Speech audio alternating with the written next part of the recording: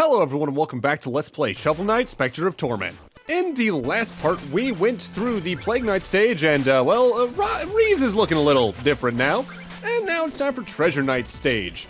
We have the usual water physics here, but now water can rise and lower in certain parts of it, but also now we have these little water bubble lamps that you can knock around in the water to allow yourself to dash slash anywhere that they are actively nearby. This is actually one of my favorite new mechanics that they add for this particular stage, because this stage gets a lot of changes in its actual level design, but not many new mechanics off the top of my head right now. Leading to some interesting red skull setups like this to allow you to get some extra money while also getting yourself the usual stuff. With that said, let's go down and read the Shovel of Hope bio for Treasure Knight just to get it out of the way.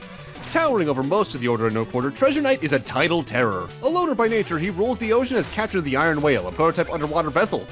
With his retractable anchor cannon and impermeable diving suit, he's at home on the seafloor where he spends his days hunting down ancient relics. Just keep your hands off his hard-earned lucre, or you'll find yourself floating home. Pros can handle extreme physical and mental pressure. God, I wish that were me. Cons, greedy, unintelligible while wearing helmet. Some interesting things they do with the prior mechanics of this level, though.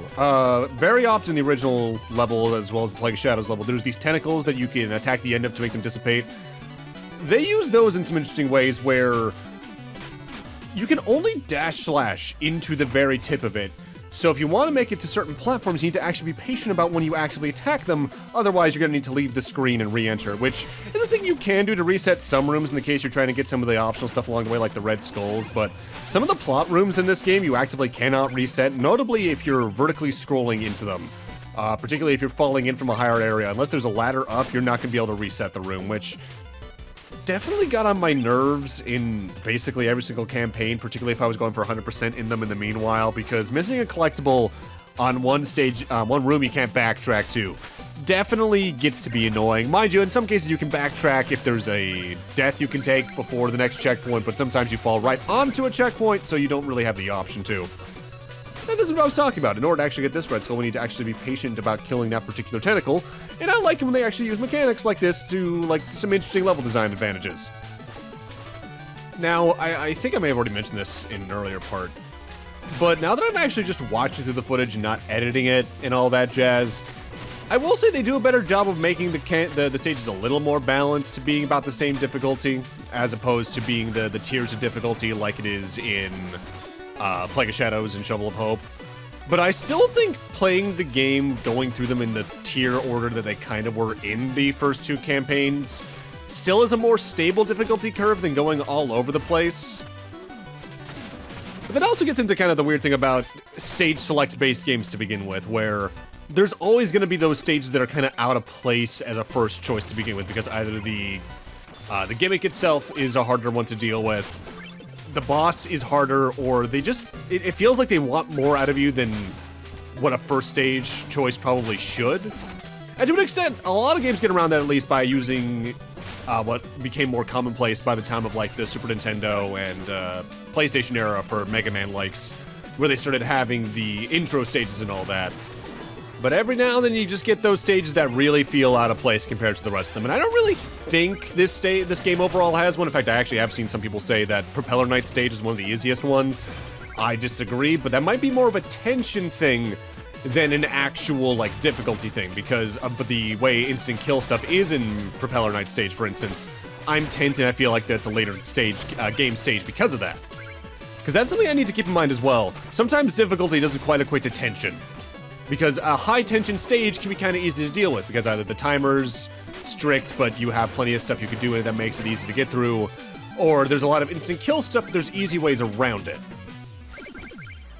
Also, this is absolutely one of my favorite new versions of the soundtrack throughout the campaign. Mind you, Treasure Knight's stage is already one of my favorite songs from the original game, so the remix being one of my favorites in the new campaign, that about tracks, that about tracks. Ooh, an old curio chest. Let's see what we got in here. Oh my god, a predictable mini-boss. This mini-boss gets a little interesting on this particular run-through because the run from the fish before the mini-boss actually starts is a little more intense because you're largely doing it on disintegrating platforms. So if you're rushing too far ahead, you could actually be in trouble here. Thankfully, the fish that the angler fish actually sends out, unless they do something like that, actively can act as dash attack platforms, so you got ways around dying in the case you're in dire straits. With that said, the mini-boss itself is pretty much unchanged. You only have platforms on the right side of the screen, which can be a little annoying, but it tends to stick to the left for the most part anyway in this particular version of the fight, I've noticed. Plus, Dread Talon really shreds through that health. And it still drops a lot of fish, which are good healing items for you to get all the same. Actually, it's one of the few times in the campaign where your healing items are, like, healthy looking, because we're sort of undead. You may have noticed it already. All the healing items that Specter Knight gets are like rotted, so it's like the leftovers from a turkey dinner, a rotten carrot, a half-eaten apple, things like that. Which is a very minor difference. It doesn't actually change the mechanics of it all, but I like that little attention to detail. The latter half of the stage is where I'd say a lot of the big dangers lie, because it was already one of the harder halves of a stage in the main campaign. But now that we have the lower jump partnered with having to deal with the wall climb as well as dash slash, some of the enemy placements and the use of the little missile mechanics can get kinda tight with the amount of bottomless pits. If you wonder what that jump cut was for, it's because I actually got knocked down that pit like 2 more times below me to the previous room. I just didn't feel like wasting your time with that. The missiles always feel like they're a relatively underutilized section of this stage, I won't lie, because it's one of the few platforming mechanics that gets used in like 2 or 3 screens and then just never really gets brought up again. I feel like there's probably more interesting things they could have done with this in the first 3 campaigns. To my memory, they do more interesting things with it in King Knights, but again, it's been a little bit since I last played that, so I don't quite remember. But what's kind of weird about the last chunk of this stage is that the new mechanic they throw into all this that wasn't in the other versions of the campaign is more dangerous looking than it actively seems, and that's largely because of mechanics from other games that it directly evokes, rather than how it actually works. Before we get to that though, curios, we've obviously gotten a lot of them thus far. While we get quite a few at the start of the game, something I don't think I've mentioned yet is that while we get one after every stage, which one unlocks actually depends on the stage beaten. For instance, the Bounding Soul will only be unlocked after you clear the Explodatorium, so even though there aren't stage chests in the stages for curios anymore, which curio you can unlock directly correlates to which stage you've beaten. So if you want a very particular curio from the list, if you already know them or have looked it up, you need to beat a specific stage to get it. And in that regard, going through the stages in an order that maybe goes against the usual tier ideas of them from the first 2 campaigns can be helpful. With that said, here's the new mechanic I was talking about. Remember Boss Bass from Super Mario Bros. 3? Here's a Shovel Knight version of it. With that said, unlike Boss Bass, this is not an instant kill. They just do damage to you outright and will knock you back, which the knockback is actually more dangerous than the actual damage. That's what I mean about this seeming more dangerous than it actually is, because while you can't actively kill it yourself super easily, it's not that big of a threat. Plus, if an anchor happens to hit it, well, then it's no longer in your hair anymore. The biggest annoyance that particular fish can cause is going for this particular red skull with it around, which I don't have to worry about with the way I've done this at all. I do have to worry about just barely touching the edge of the bottomless pit though, and oh god, I'm afraid, I'm alive! It doesn't help that that particular fish isn't around very long, because I don't even think it would follow you into this particular screen. Which I want to say I maybe briefly brought this up during the main LP as well as Plague of Shadows, but I think that is an issue Shovel Knight kind of runs into, is that some mechanics don't exactly get a lot of time to breathe. Which is actually a problem that's more noticeable in this particular campaign, because something that King of Cards, Shovel of Hope, and Plague of Shadows all have is the world map, meaning there's some stages that are optional but will have revisits to some mechanics that aren't used too much in the main level. Because they'll have those little night rebattles you can do in the world map to begin with, but also there's like the, okay, you need this sub-weapon to get through this little areas, which are completely absent from this campaign. Which leads to a very weird phenomenon where this is both my favorite campaign, but I think it's also probably, in some regards, the most underwhelming out of all 4 campaigns at the same time. With the only real one that maybe falls behind it being Plague of Shadows, because a lot of its level design is just ripped wholesale from Shovel of Hope. With that said, we're coming up on Treasure Knight himself. Grab the invisible chicken coming up here in the top right. If you're low on health, use the darkness you just got to use a willpower skull if you need some as well. And get ready for the boss fight. I just brought my ship to the surface, and already I found a beggar on board. I'm not here for a handout. Instead, I bring a proposition. Unrestricted salvage rights, and a place as the Enchantress's financier. Oh, I'll gladly spend gold to make gold, but how can I take your word that my investment would be secure? Our deals go far beyond words. Behold a glimpse of the power she commands. Huh, this is probably the first positive reception we've gotten the entire game. Treasure Knight's got a lot of his old standbys, but some new things to do as well. He can still pull himself all around with his anchor and slam down on the ground. He can still spawn a treasure chest that'll cause a whirlpool and all that. But as for new stuff, when he does a slam on the ground when there's no water around, 4 coins will jump out, 2 in each direction. He can throw coins at 3 different lengths that'll then travel across the ground. And he can even send landmines up that will just bounce up to the ceiling and then fall down, sort of like a version of Bubble Lead in some regards, actually, from Mega Man 2. When the water's gone, this fight's actually a little more dangerous, but if you're good about piling on the damage, once again, you can get through him very quickly. It's funny, one of the most annoying things about this stage to me isn't the stage itself, but it's the fact that the curio that beating it unlocks would have been extraordinarily useful in this stage in specific. Also, I haven't mentioned yet, I absolutely love this being the transition into the hub, just him looking at his locket. It's really neat, surprisingly powerful. Alright, Red, what curio do you have now? I know exactly which one you have. What am I even joking about? You have the Hover Plume. This is one of my favorite in the entire game, as it's not so useful for combat, but it's one of the best platforming utilities Specter Knight gets. You press the sub-weapon button, you float for a few seconds. It is a relatively expensive float, don't get me wrong. But for covering long distances with single jumps, it is extraordinarily effective. Especially once you get it upgraded, as you might be able to guess. If you're ever afraid of bottomless pits or spikes, just use this and you'll probably be fine. Honestly, the biggest issue with it is, with or without the upgrades, your control left to right becomes very floaty and very slow feeling as well because you don't move too fast with it. But it kinda needs to be that because otherwise it'd be way too spammable. I was told there was a banquet hall. This is a travesty. The only thing fit to order here is a complete renovation. Ah, Spectre! I'm working on my technique for a killer new move. Brace yourself for... the Kiss of Death! What? Wait just a moment.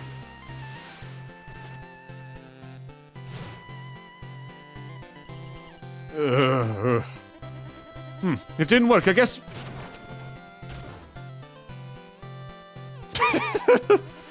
My victim is supposed to die, not me! No, I'm double dead! Ah well, practice makes perfect, eh, Spectre? Every time I see that, the punchline hits me so much. I love that joke so much. Oh well, for right now, let's go see our usual gold armor buddy and get ourselves the upgrade for the Hover Plume, because I have more than enough gold for it. The Hover Plume's upgrade grants you invincibility while using it. It's absurd. Hey, Specter Knight, how's your mission going? Me? Oh, doing great at the Clockwork Tower. Things are busy, but not too busy. I'm learning a lot about engineering, too. Have I found the right place for me? I mean, it sounds like it, but I see the lamp's still kind of weird, so let's try hitting that up. If you're wondering what that jump cut was, it's because I actually messed up on hitting him with this particular fire several times because he's actively very hard to hit this time around. What the? Ah, you destroyed my helmet. I guess the jig is up. Don't tell anyone I'm really a dragon, okay? I can't work as a gold armor without my helmet. What'll I do? Wait, I think I get it. You're telling me to be myself. Maybe I don't need to change who I am to fit in. Thanks, Specter Knight. From now on, I'll be more proud of my true self. Well, I guess I'm sorry for messing up your job at the Tinker Lab, but cool, I guess that's an accidental lesson. But now, since I have excess gold, it's time for us to start buying the extra armor, starting with the most expensive, the Ghastly Garb. It has no actual special effects besides changing some animation. You'll have an afterimage as you walk. You'll skate on the ground instead of walking. Doing a dash slash makes you phase out with the motion blur. And at the beginning of a stage, you have a different starting pose, which is kind of like half lying down. Let's finish off the tier 3 stages from the original 2 campaigns, though, with Mole Knight's stage. Let's take a look. What's Mole Knight's old bio? The shovel may rule the confines of man-made gardens, but in the wild, the titan of tunneling is the mole. Mole Knight embraces this truth wholeheartedly. With his modified drop-forged armor claws, he mockingly tears through the earth with brute strength. Mole Knight calls the subterranean lost city his home, an ancient abandoned metropolis. Shovel Knight must pass through the Lost City, but chances are slim he won't be challenged to see who is truly the master of digging. That doesn't exactly apply to us anymore, though, now does it? Pros, he's got great eyesight, he's shrewd, and he's pretty high in endurance. Cons, he's rather obsessive in his personality, and he gets sweaty in his armor. The thing they focus on in the Specter of Torment version of his level the most, outside of a completely different starting location, is we're going to be focusing a lot more on the green, bouncy gel stuff rather than the lava, which was already in the original game in Plague of Shadows levels, but they do some more interesting things with it with your dash slash. For instance, we're going to be able to hit some lamps with the green gel now, and that will actively bounce you backwards instead of sending you through it. For instance, say you're trying to land on a platform on the top right of the screen. Normally you would dash slash from the left side of the screen through a lamp to get to that. Now you need to dash slash from the right to get bounced backwards towards the right, which does enough to change the base mechanics despite being a very simple idea that it makes for a very fun level. With that said, you can still destroy blocks like these by jumping off of them, but you don't need to worry about destroying them by climbing on them. Slashing at them will still bounce you back though, which is why platforms like that are placed there. They do some pretty inventive stuff with this. I like this level a lot in this campaign. Probably one of my favorites overall, honestly. And now we're at the original game starting point. I like how they do this with some of the stages, where they make the starting point from the original game usually a little later in the level to show how things have changed since. If there is one thing I could say that prevents this from being a good, early game level, though, for one thing, it is one of the longer levels out of the standard hour or no quarter levels. But also, some of the platforming partnered with auto-scrolling later on means you might want to come in with some extra health, or at least ways to save yourself from falling into instant death, like the hover plume or something like that. So I would say maybe a better thing to do if you're trying to do this stage earlier on is head to the Iron Whale and fight Treasure Knight first, then come here. If there is one thing that's easier on this level, universally as Specter Knight, that was harder as Shovel Knight, that even Plague Knight even had an easier time with, it's the auto-scrolling sections. As well, they try to have a little more going on than they did as Shovel Knight, for instance. Specter Knight's own moveset, like with Plague Knight, allows him to get around a lot of that stuff a lot more easily, in a way that I think is pretty fun to get around. But that said, you can just play it safe and follow the auto-scrolling on the jumping beetle time and time again, and you'll be largely safe. Also, the bird heads are nowhere near as annoying in this playthrough, because I think they just have wider spaces to roam around in than they did as Shovel Knight.